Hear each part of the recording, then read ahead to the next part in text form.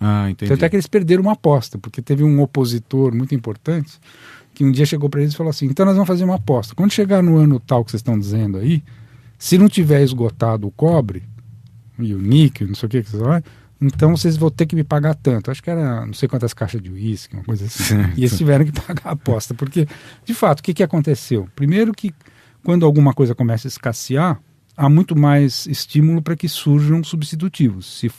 Há coisas que podem eventualmente ser substituídas. Então, Segundo, que o crescimento não continuou daquele jeito. Ok. Então, por isso que... Então, um fator foi a tecnologia dos computadores. O outro fator foi subestimar a capacidade de criação, né, de inovação do ser humano. Né? Exatamente. Então, Agora, isso é muito importante levar em conta, é o seguinte, embora eles tenham perdido a aposta, é errado pensar que a tecnologia pode substituir tudo. Eu ia te perguntar isso agora. Porque alguns colegas meus, infelizmente, pensam assim. Eles acham que no limite tudo é substituível e que a gente poderia ter uma economia sem natureza. É aí que está o grande equívoco. Né? É um equívoco total. Tanto é que o que está mostrando mais isso é o aquecimento global.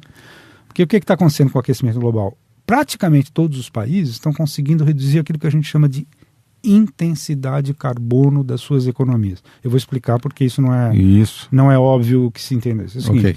se eu faço uma relação entre a produção de um país e as suas emissões de gás, então eu vou medir a produção pelo PIB, que é o que a gente tem. Tá. É uma medida muito grosseira e sobre isso a gente poderia voltar a falar, mas agora eu desviaria muito a conversa, fazer a crítica do PIB. Certo. Não pegar o PIB. Então eu pego o PIB de um país e pego as emissões desse país. O produto interno bruto. Produto interno bruto. Que é a produção. Em princípio é a medida da produção do país. Ok. E eu posso constatar que é o seguinte, se eu faço essa medida hoje e comparo com a medida como era 10 anos atrás, eu vou constatar que em uma unidade de PIB, vamos dizer, $1 de PIB ou R$1 de PIB, tem menos emissões hoje do que tinha no passado. Isso é verdade para todos os países, inclusive a queda na China foi espetacular.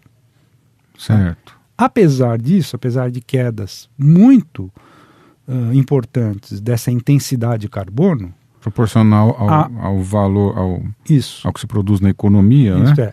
Relativamente à produção, as emissões são menores. Sim. Agora, como a população continua crescendo e o consumo das populações, mais do que a própria população, porque uma grande parte da população acede a vamos dizer, tem acesso a um consumo de classe média, né? Então o que está acontecendo? Como essas duas variáveis, mais do que compensam esse progresso tecnológico que permitiu a redução da intensidade, o que acontece é que, paulatinamente, conforme as intensidades de carbono iam caindo, em termos absolutos, as emissões não pararam de aumentar. As emissões totais continuam aumentando. E o que interessa, em termos de saturação da atmosfera e geração disso que a gente chama de aquecimento global, é o volume total, não a relação. Por exemplo, embora eu possa dizer que todos os países, todos conseguiram reduzir a sua intensidade de carbono, mas em praticamente todos elas continuaram aumentando. Então o problema continua. E muito mais sério do que era.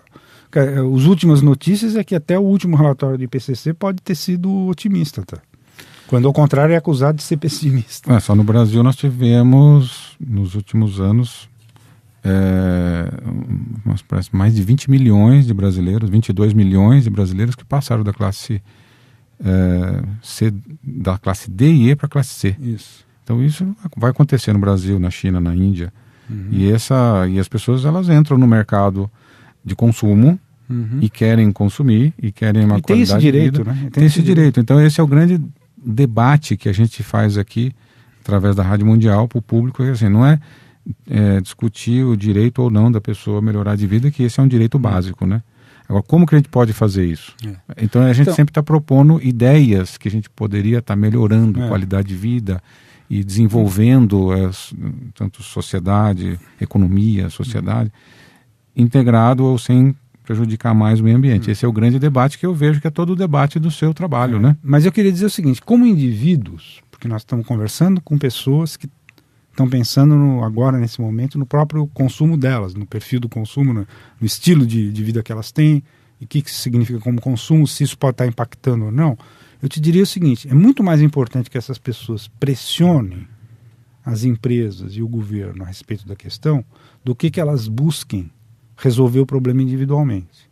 Porque mesmo que nós conseguíssemos, vamos supor que nós agora tivéssemos aqui uma grande cadeia de rádio, televisão, etc., e a gente fizesse uma campanha tão importante que todo mundo se convencesse que ia mudar alguma coisa no seu estilo de vida, etc. Certo. O resultado disso, primeiro, ia ser pequeno. Segundo, não adiantaria nada se as empresas continuam, se a Petrobras continua fazendo o que ela faz, se a Vale continua fazendo o que ela faz, e assim por diante. E, sobretudo, se o governo não consegue segurar o desmatamento da Amazônia. Só o desmatamento da Amazônia é uma brutalidade maior que qualquer coisa que a gente anda fazendo. Veja bem, Exato. Nesses termos, o problema do nosso estilo de consumo, etc., ele vai se colocar muito mais para o Brasil daqui 10, 20 anos. Exato. Quando a gente espera, inclusive, ter resolvido o problema, ou pelo menos o grosso do problema do desmatamento, que é o principal fator de emissão do Brasil. Aí vai ter um segundo muito complicado, que é a pecuária. Nós temos uma imensa pecuária extensiva que emite metano. O metano é muito mais grave do que o dióxido de carbono para o aquecimento. E nós temos o maior rebanho do mundo e em condições... Então, resolver esse problema também vai ser um problema muito sério. Nesse sentido, nós somos muito diferentes de outros países em que é principalmente a queima de combustíveis fósseis que resulta nas emissões que eles têm. No nosso caso, a gente tem, por esse lado energético, até uma matriz ainda relativamente limpa. Quer dizer, ela começou a ficar muito suja quando começaram a usar muito essas termoelétricas. Mas na medida em que o nosso potencial para a eletricidade é fundamentalmente de hidrelétricas e que nós temos a sorte de ter desenvolvido o etanol, no caso dos combustíveis, então não somos assim tão poluidores como outros países. Então, na verdade, na comparação entre o Brasil e outros países do mundo, é inversa a nossa responsabilidade. Nossa contribuição maior tem sido através do desmatamento das queimadas, não só na Amazônia, porque as pessoas falam muito mal da Amazônia, mas não é só a Amazônia. Está sendo terrível no Cerrado, está sendo terrível na Caatinga, e além disso tem muita queimada aqui mesmo no sul, centro-sul, que não está ligada necessariamente a desmatamento. Certo. Como é o caso que está tentando se administrar aqui em São Paulo. De cana, etc. E que deram um prazo aí imenso para que o pessoal se adeque. Né?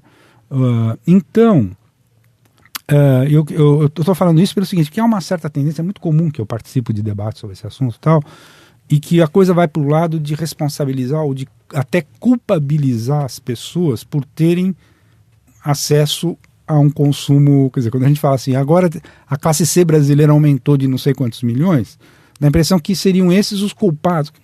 Ao contrário, estão eles... no seu direito. Inclusive demoramos muito para deixar. É claro. Nós temos... Olha, é um dado que é de arrepiar. Mais da metade das crianças de até 7 anos no Brasil são pobres.